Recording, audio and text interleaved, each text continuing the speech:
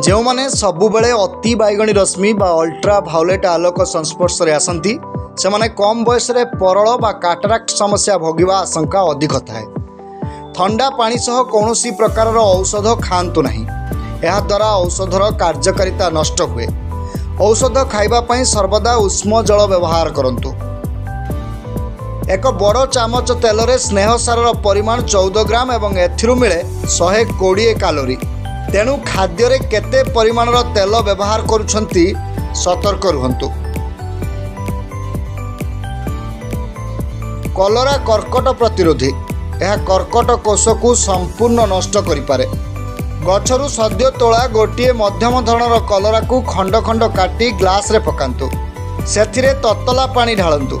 यहाकू चाहा पीबा परी धीरे धीरे पियंतु।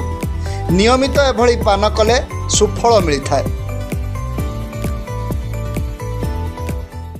एहिभली स्वास्थ्य संबंधी वीडियो देखिवाई आम चैनल स्वास्थ्य टुडे को लाइक, शेयर एवं सब्सक्राइब करंतु। यह सह बेल आइकन को दबाई दियंतु।